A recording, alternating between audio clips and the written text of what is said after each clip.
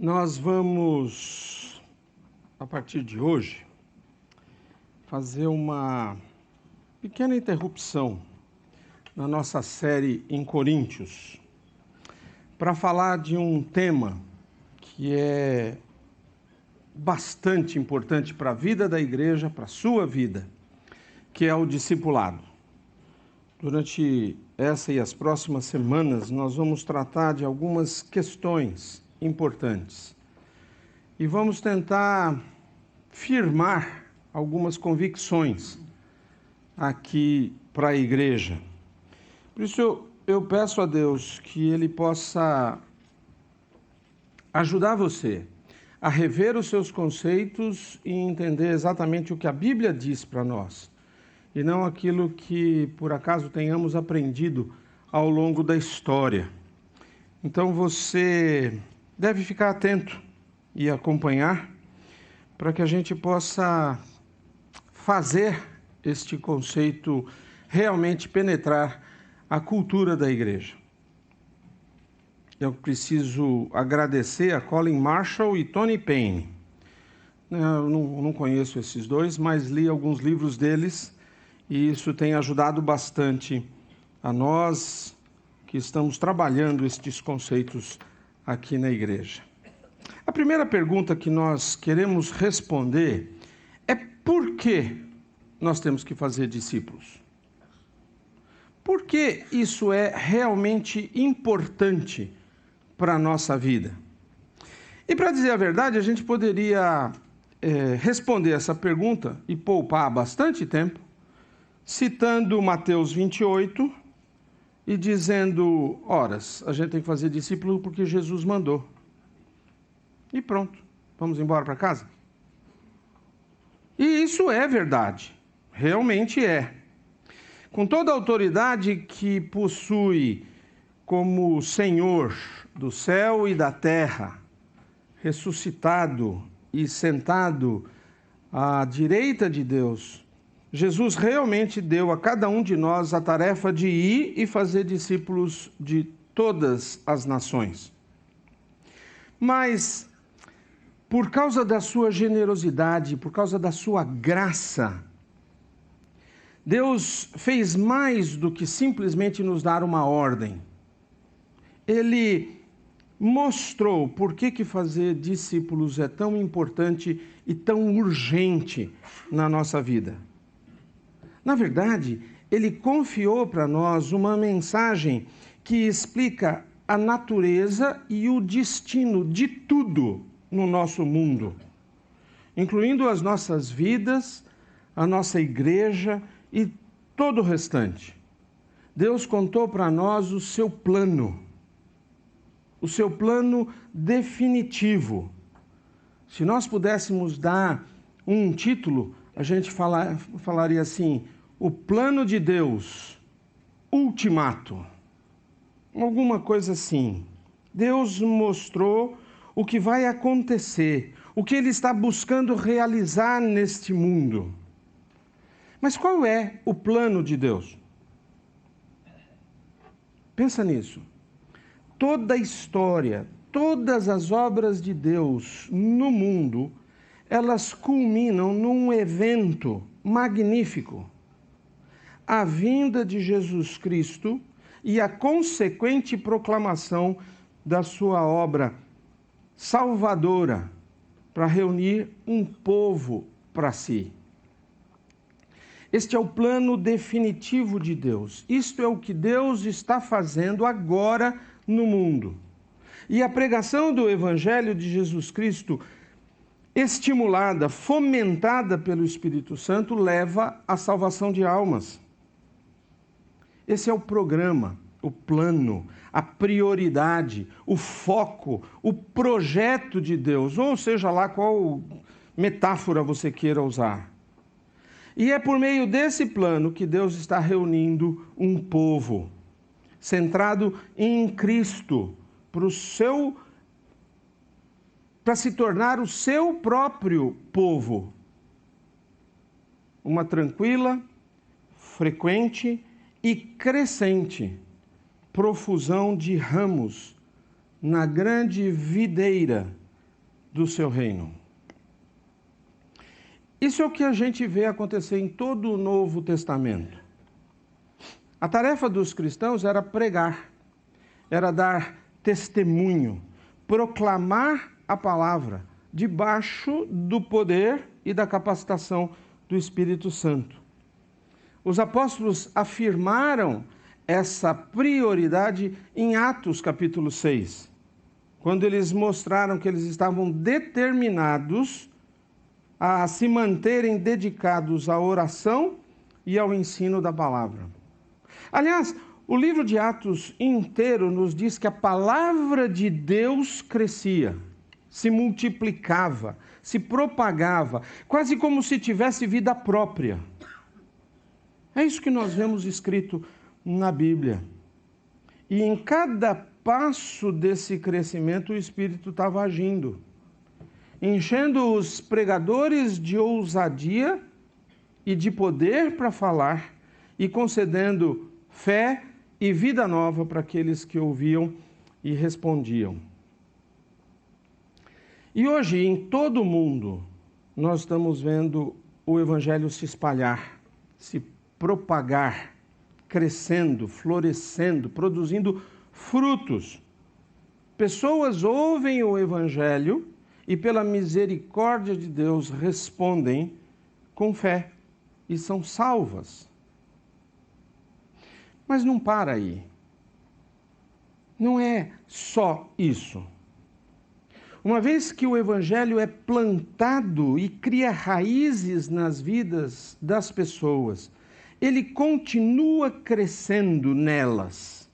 As suas vidas, então, passam a produzir frutos. Eles crescem em amor, em piedade, no pleno conhecimento da sua vontade e também em sabedoria e entendimento espiritual. De modo que sempre honram e agradam ao Senhor, dando todo tipo de bom fruto e aprendendo a conhecer a Deus cada vez mais.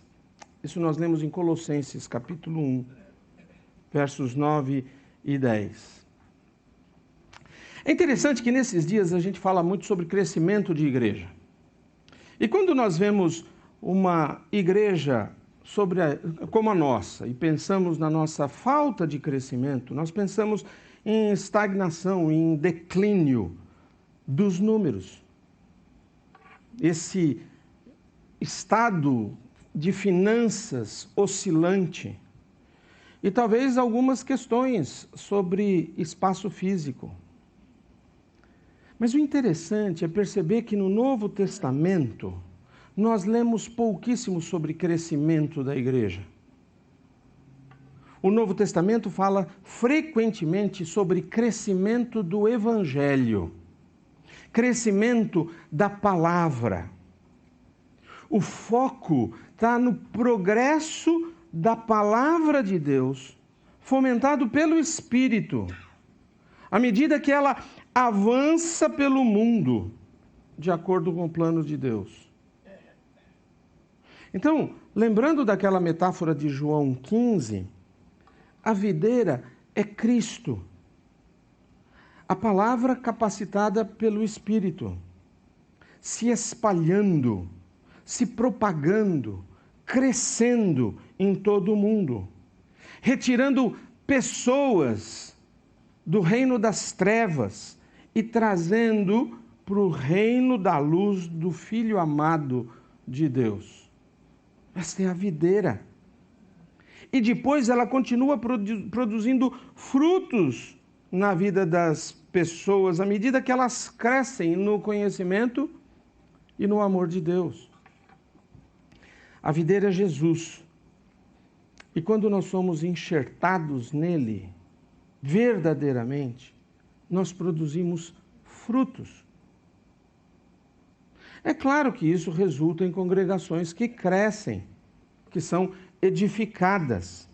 Mas a ênfase não está no crescimento da congregação, nos números, como estrutura, finanças, sucesso, influência, mas no crescimento do Evangelho, na maneira como ele é proclamado debaixo do poder do Espírito. Então, o plano de Deus é a propagação do Evangelho para a restauração do mundo ao relacionamento de amor com Ele. Deus passou milhares de anos preparando as bases para a vinda de Cristo e agora Ele trabalha para ver esse Cristo, este Evangelho proclamado por todo o mundo. Apesar do que a gente vê ao nosso redor, nos noticiários, nas conversas, na internet, a política não é o plano de Deus. A ação social não é o plano de Deus. A prosperidade para a igreja não é o plano de Deus. Os nossos planos não são o plano de Deus. O seu plano é o Evangelho. Portanto, o Evangelho precisa ser o nosso plano. Ele precisa ser o nosso foco. Ele precisa ser a nossa prioridade. É sobre isso que eu quero pensar com vocês hoje de manhã. Como o plano de Deus para o mundo é divulgar o Evangelho da restauração do mundo em Cristo, o nosso plano precisa ser divulgar o Evangelho de Cristo uns aos outros e ao mundo. Para alguns, isso é um incentivo de algumas coisas que você já sabe e acredita. Mas para outros é completamente novo. E talvez uma verdade fundamental que precisa ser construída ou estabelecida para que você possa continuar construindo a sua vida.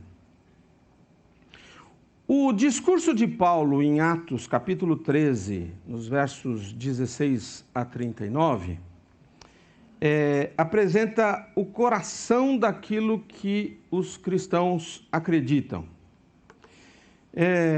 É uma excelente oportunidade para você entender realmente quem é Jesus e o que ele significa para a sua vida. Nós não vamos ler o texto inteiro, mas você pode fazer isso na sua casa. Eu vou destacar algumas questões importantes para nós nesse tempo sobre esse texto. A primeira coisa que nós temos que entender é que as promessas de Deus, Paulo afirma que as promessas de Deus que foram feitas desde a antiguidade foram cumpridas em Cristo. Paulo começa a mensagem dele com o próprio fundamento da nação de Israel. Ele diz no verso 17: o Deus desta nação de Israel escolheu nossos antepassados e fez que se multiplicassem e se fortalecessem durante o tempo em que ficaram no Egito. Então, com um braço poderoso, ele os tirou da escravidão. Paulo vai continuar repetidamente lembrando a graça de Deus para com o povo de Israel. Apesar da sua história, apesar da sua resposta, Deus tem sido paciente com o seu povo, mostrando graça, apesar dos seus pecados. Em tudo isso, Paulo está dando para nós, e a Bíblia está dizendo para nós, essencialmente uma visão geral do Antigo Testamento. Mas de repente Paulo vira a esquina, ele muda a direção. Ele começa a falar sobre João Batista. E ele diz que João não era apenas mais um profeta, mas foi quem apontou diretamente para Jesus e disse: ele é o Cristo. Ele é o Messias esperado. Então, o que nós estamos vendo aqui é que essa não é uma religião nova. Não é algo que surgiu naquele momento. Foi o plano de Deus em todo o tempo. Deus esteve atento ao seu plano desde a criação do mundo. Tudo que Deus estava fazendo antes estava conduzindo à vinda de Cristo como o Messias prometido. Por milhares de anos e das maneiras mais surpreendentes, mais inesperadas e milagrosas, Deus cumpriu as suas promessas. Ele manteve todas através da vinda do seu Filho Jesus. O que isso significa? Significa que nós podemos crer num Deus que cumpre as suas promessas. Significa que agora nós temos um Salvador. Significa que nós temos agora alguém que pode nos livrar das consequências daquilo que nós merecemos por causa dos nossos pecados. E isso estava previsto desde a fundação do mundo. Mas o texto também vai mostrar para nós que a graça salvadora de Deus é mostrada, é exibida em Cristo. A partir do verso 26, Paulo vai afirmar que a vida e o ministério de Jesus têm o seu clímax na sua morte e na sua ressurreição. Veja os versos 32 e 33. A Bíblia diz assim: estamos aqui para trazer a vocês esta boa nova. A promessa foi feita a nossos antepassados e agora Deus a cumpriu para nós, os descendentes deles, ao ressuscitar Jesus. E os versos 38 e 39 continuam assim: ouçam, irmãos, estamos aqui para proclamar que por meio de Jesus há perdão dos pecados.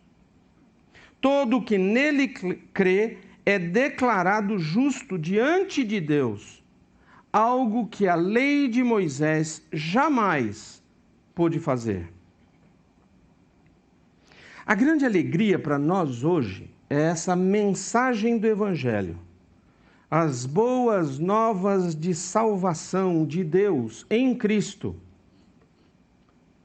A Bíblia diz então que não há salvação em mais ninguém, só em Jesus. A pergunta que nós temos que fazer, tá bom, e daí? O que eu faço com isso? Que diferença isso faz na minha vida, na sua vida? Que diferença isso faz para nós, povo de Deus, que ouviu e creu no Evangelho? A resposta é simples.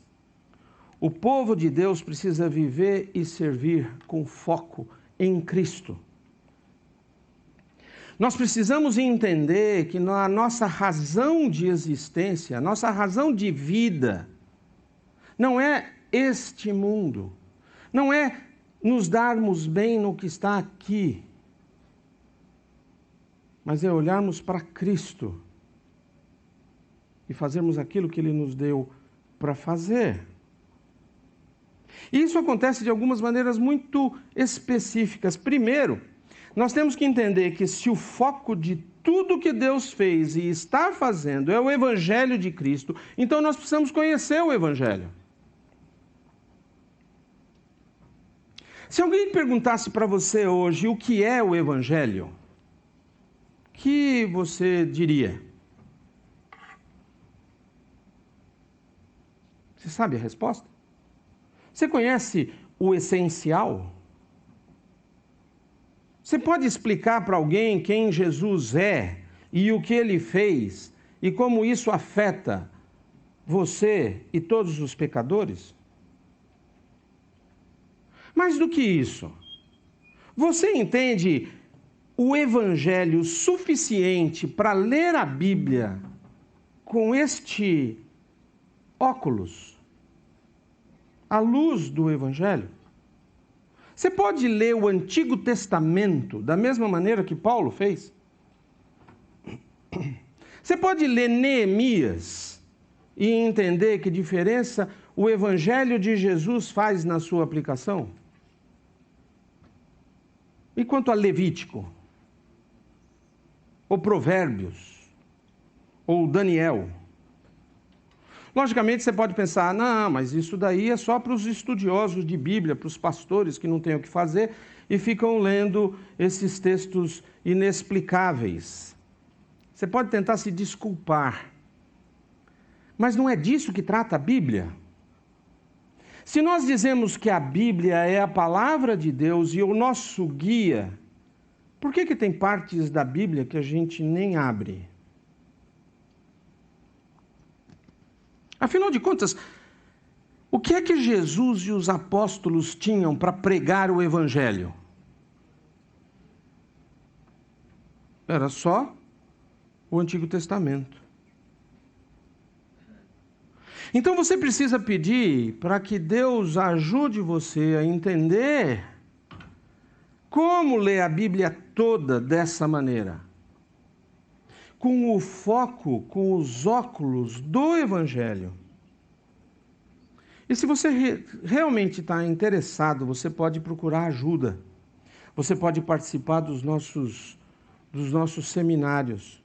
Ou você pode vir conversar comigo, que a gente vai tratar sobre isso. Mas a lição é que nós precisamos conhecer este Evangelho. Mas, além disso, se o foco de tudo que Deus fez e está fazendo é o Evangelho de Cristo, então nós precisamos falar o Evangelho.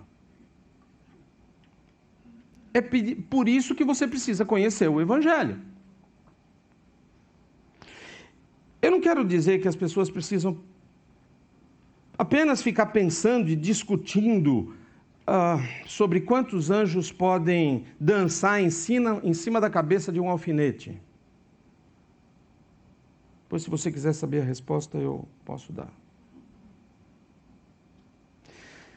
Mas de verdade, nós precisamos pensar profundamente em Deus, de maneira a mover os nossos corações e fazer as nossas bocas se abrirem em declarações de adoração a Deus. Essas declarações do Evangelho assumem duas formas de discipulado. Nós proclamamos a glória de Deus em Cristo àqueles que não o conhecem, ajudando-os a ver a graça do nosso Senhor e Salvador. Mas também compartilhamos a glória de Deus em Cristo um ao outro, ajudando o povo de Deus a se tornar mais cativado pela graça de Cristo, para que os nossos corações não sejam facilmente cortejados pelo pecado. Nós precisamos aprender a falar, conversar sobre o Evangelho. Mas além disso, em terceiro lugar, se o foco de tudo que Deus fez e está fazendo é o Evangelho de Cristo, nós precisamos viver pelo Evangelho. Isso está relacionado ao que nós acabamos de dizer sobre falar o Evangelho. Se nós queremos levar o Evangelho um ao outro e ao mundo, nós precisamos reorientar constantemente a nossa vida para esse foco. Então, quando foi a última vez que você foi a algum lugar ou encontrou com alguém especificamente para conversar sobre Jesus? Ou a sua vida não tem tempo para isso? Quando foi a última vez que você planejou, gastou dinheiro, ou alguma forma de se incomodou em poder passar algum tempo com pessoas que precisam ouvir sobre Deus e sobre a vontade dele de perdoar pecados? Isso faz parte do que significa viver pelo Evangelho. Viver pelo Evangelho não é simplesmente passar a vida pensando em como Deus agiria. É ser intencional em buscar e criar oportunidades para proclamar a glória de Deus para aqueles que não conhecem. Mas, finalmente, se o foco de tudo que Deus fez e está fazendo é o Evangelho de Cristo, então nós precisamos viver à luz do Evangelho. Se nós realmente cremos que Cristo é o nosso Salvador, que nos leva a Deus, nós não podemos nos alegrar apenas em nosso perdão dado por Deus. Jesus Cristo não é só um ticket de entrada para o céu, mas nós precisamos viver uma vida mudada, transformada por este perdão dado por Deus. Nós devemos pensar em nossa vida, em todas as partes da nossa vida e perguntar como é que o Evangelho afeta a minha vida nessa área. Em todas as áreas. Como é que o Evangelho afeta a maneira como eu educo os meus filhos? Como é que o Evangelho afeta a maneira como eu lido com o estresse?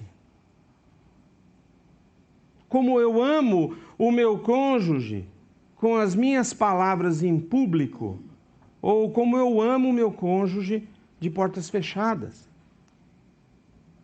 Como é que o Evangelho afeta a quantidade de tempo que eu passo nos meus hobbies e no lazer? Para onde vai meu dinheiro? Como é que o Evangelho afeta a minha vida financeira? Como é que o Evangelho afeta a maneira como eu desenvolvo relacionamentos íntegros com os meus irmãos de fé na igreja? O Evangelho é como uma lanterna que ilumina a realidade das nossas vidas diante de Deus. É interessante porque quando você está numa sala de pouca luz e você tenta limpar, você acha que está limpo, mas se você iluminar mais, você vai ver mais sujeira. É quando nós começamos a brilhar em todas as partes da nossa vida que o pecado é visto e tratado. E nós nos aproximamos de Deus. Tudo o que nós fazemos, tudo o que nós falamos, tudo o que nós pensamos precisa ser afetado pelo Evangelho. Essa é a razão pela qual nós precisamos fazer mais e mais discípulos de Jesus Cristo. Porque o plano de Deus para todo mundo e toda a história humana é glorificar o seu Filho amado no meio das pessoas que ele resgatou e transformou pelo Evangelho. E Deus está agora executando esse plano. Resgatando pessoas desse mundo tenebroso para o reino do seu Filho, pela sua morte e ressurreição. Pessoas que estão sendo transformadas para serem como Jesus e agora têm um lugar seguro junto do trono, numa nova criação, na qual o mal e a morte não vão mais existir. Talvez você não esteja acostumado a pensar na obra de Deus dessa maneira. Mas eu creio que você percebe as aplicações. Deus está cumprindo o seu plano. Deus não está simplesmente aqui à disposição dos nossos pedidos e dos nossos desejos. Nós precisamos perceber as consequências importantes dessa visão dos propósitos de Deus no mundo. A primeira e mais óbvia das aplicações é que se isso é realmente o que Deus está fazendo em nosso mundo, então é tempo de dizer adeus às nossas ambições egoístas e insignificantes e nos dedicarmos à causa de Cristo e ao seu Evangelho. É para isso que você existe.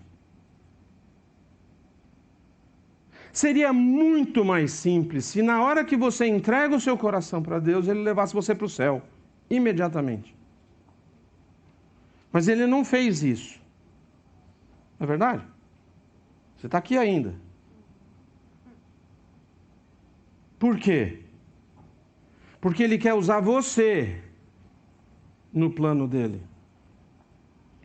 Deus tem um plano que vai determinar o destino da humanidade e de toda a criação.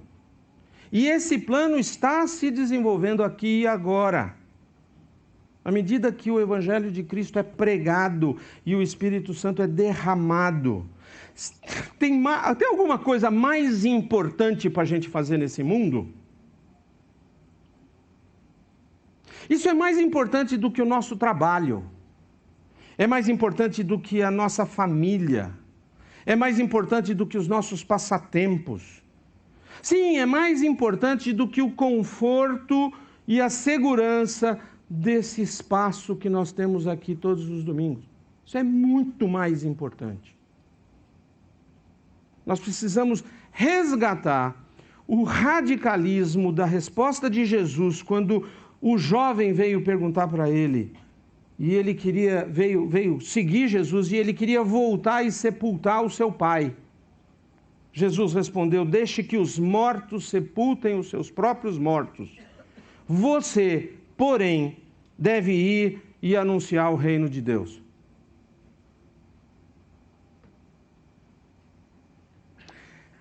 A segunda aplicação que nós temos aqui é que o crescimento que Deus está buscando no nosso mundo é o crescimento em pessoas.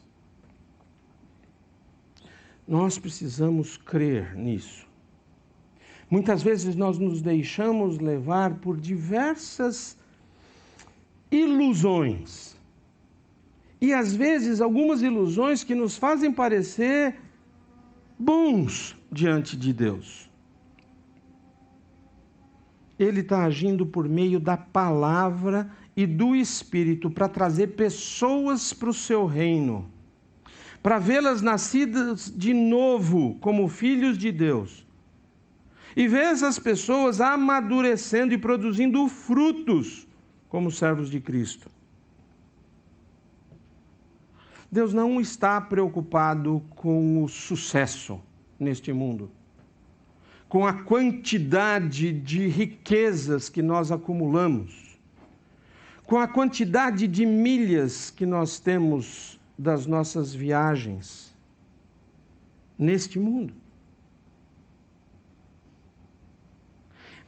Independentemente de outros sinais de vida e crescimento que a gente busca na igreja, envolvimento, atividades, novos membros, finanças, prédios e assim por diante, o único crescimento que realmente tem importância nos planos de Deus é o crescimento de pessoas salvas. Isso é o que a videira próspera realmente é. Pessoas salvas, nascidas de novo, enxertadas em Cristo pela ação da palavra e do Espírito, integradas em comunhão, de edificação mútua, umas com as outras. Nós estamos crescendo de verdade em pessoas que estão conhecendo o Evangelho. A terceira aplicação é que esse povo que cresce existe somente por meio do poder do Espírito de Deus, quando ele aplica a sua palavra ao coração das pessoas. Essa é a maneira como as pessoas são convertidas. Essa é a maneira pela qual as pessoas crescem em maturidade em Cristo. Nós plantamos e regamos, mas é Deus que opera o crescimento. Nós não podemos forçar o crescimento com regras ou com leis. Nós falamos a palavra de Deus a alguém e o Espírito capacita a resposta. E isso pode acontecer de diversas maneiras. Pode acontecer do modo individual, nos pequenos grupos ou nos grandes grupos. Pode acontecer durante uma conversa com um vizinho, num jantar, num café da manhã aqui na igreja. Pode acontecer num púlpito ou num pátio. Pode ser uma exposição formal da Bíblia, ou um estudo de uma das suas passagens em conjunto com outros. Ou alguém expondo uma verdade baseada na Bíblia sem citar o texto da Bíblia. Isso pode acontecer.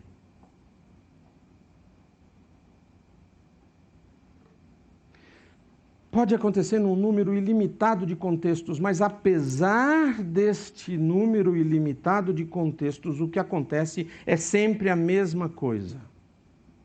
Um cristão apresenta uma verdade da palavra de Deus a alguém, orando para que Deus faça a palavra produzir fruto por meio da obra do Espírito Santo. É isso que acontece. Isso é discipulado. Essa é a vida que Deus quer para nós, os seus filhos. Este é o panorama que explica por que fazer mais discípulos é tão importante e tão urgente. A pergunta que vem para nós é essa: você está fazendo discípulos?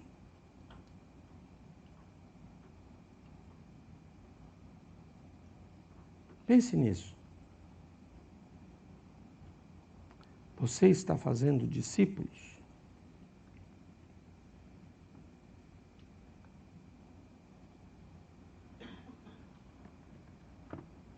Vamos orar?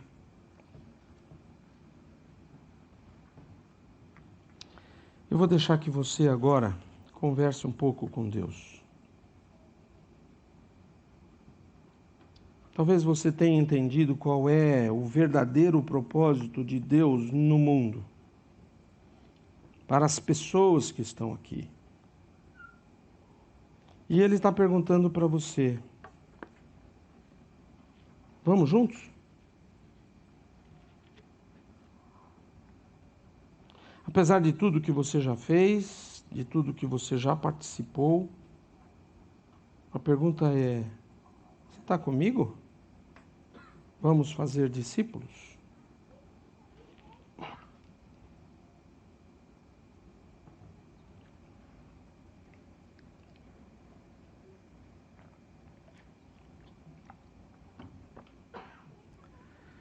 Pai Santo e amado, nós entendemos,